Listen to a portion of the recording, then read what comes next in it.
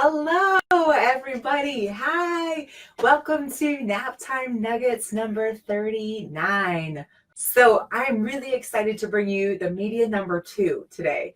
So managing media, instead of letting it manage you, really looking at how you can stop the begging and whining and pleading when it comes to media. Right? Because you can decide you want to manage media. You know it's important for so many different reasons. But when the kids pressure you and whine, when you're trying to get through the checkout at Target or just have a quiet ride in the car, it's easy to pull out that tool. So especially for me, when the kids would beg, I want it, but I want it, or they would try and sneak in my purse and get it. I remember.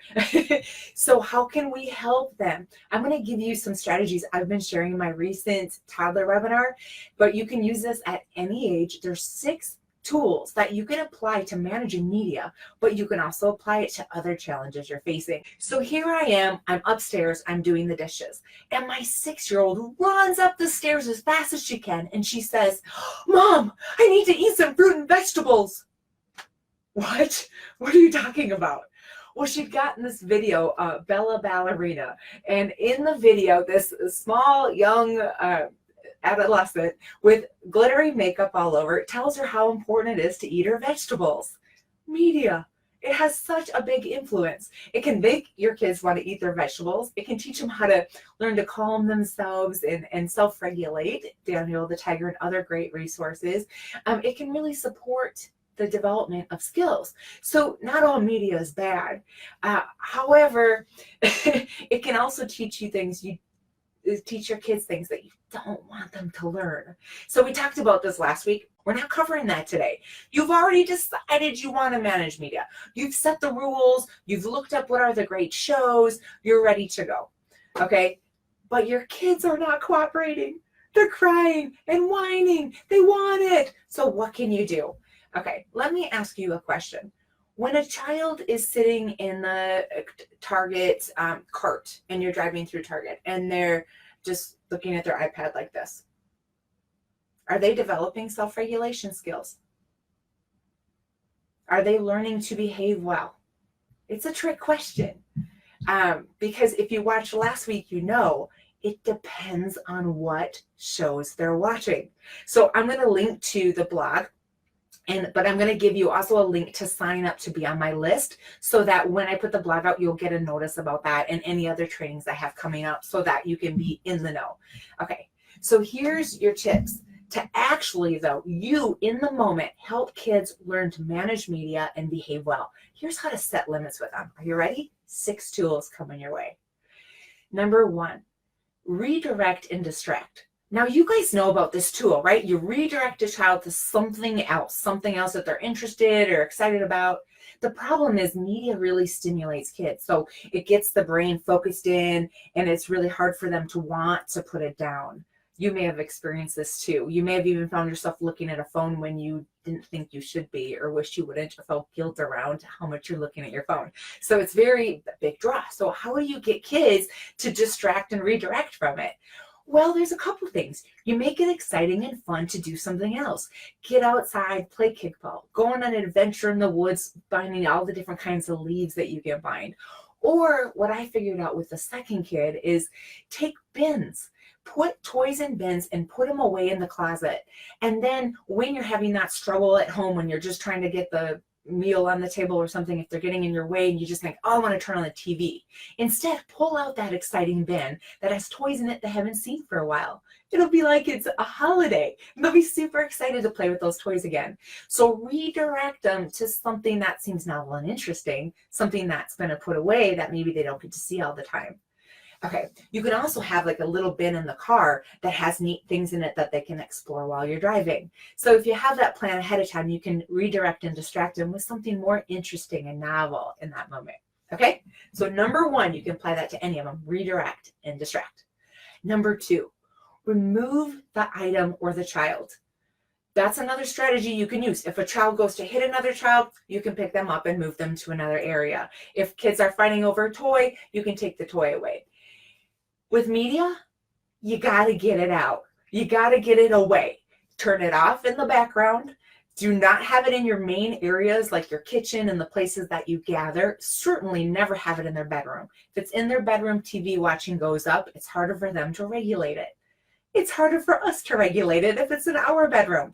So of course, they're just young. They're figuring out the world. They're much more programmable.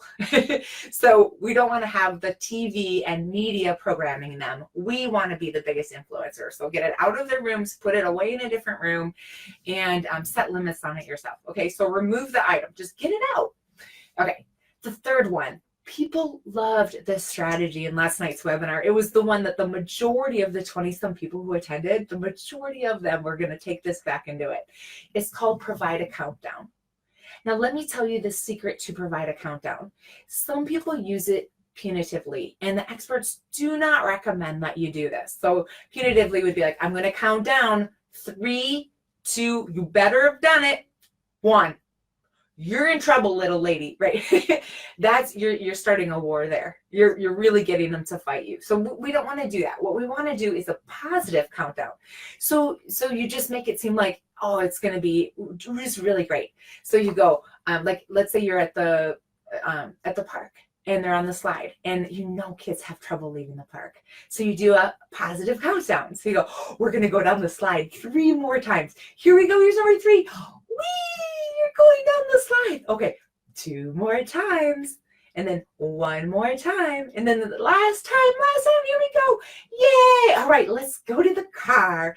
And see, I'm making it sound really fun. So you're making a positive countdown. And if you have something in the car, like, oh, I wonder what snack we have in the car today.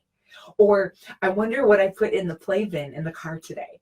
You know, something exciting, something that for them to look forward to, then that positive countdown is really going to work. It's going to be like magic, but it has to be positive, right? So there's 3 strategies for you. I hope you guys are really writing these down. Number 4. Now, this is the most important part. If you want your child or the children you care for to develop self-regulation skills, you need to say no and stick to it. I know. Sometimes it's challenging, but I have some tricks for you. One of them is you repeat like a broken record. Kids will give up if you do not give in no matter what. Kids will never tantrum and bug you forever. I know it feels like it, but they won't. So if you stick with it and you repeat it, and no means no, they'll learn to trust you. And they'll learn to regulate because they'll learn to handle disappointment.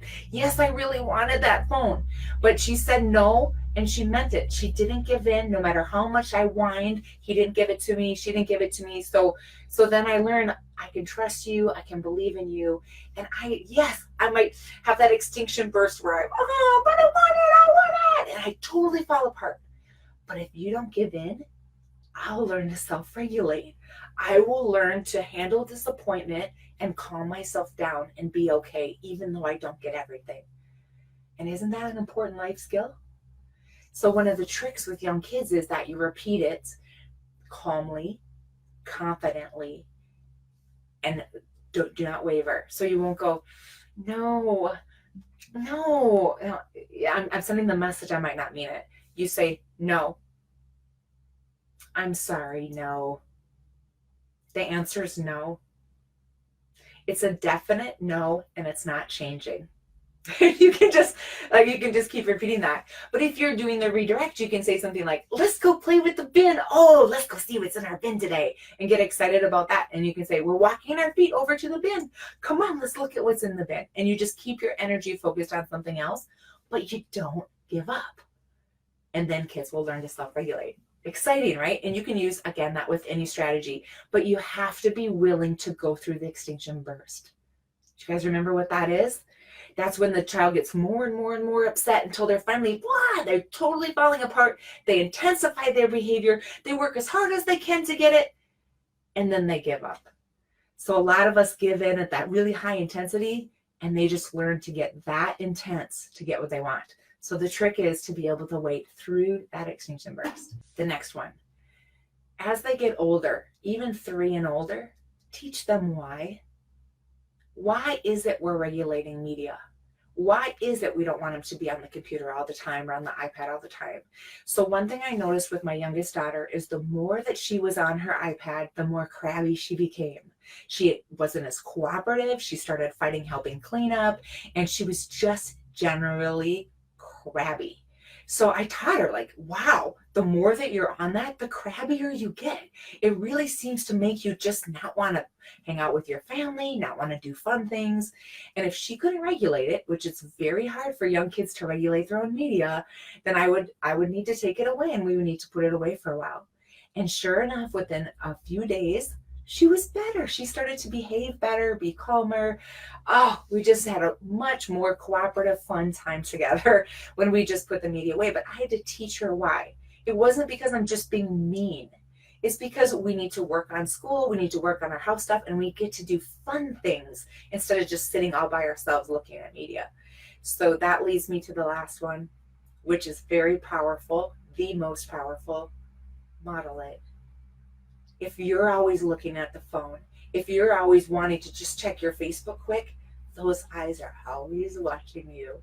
So show them how you can have fun without it. Show them how if you put it away at dinner time every single night, no matter what, or at snack time at childcare every day, no matter what, no media, nothing on, we're going to talk, we're going to listen, we're going to play, we're going to interact.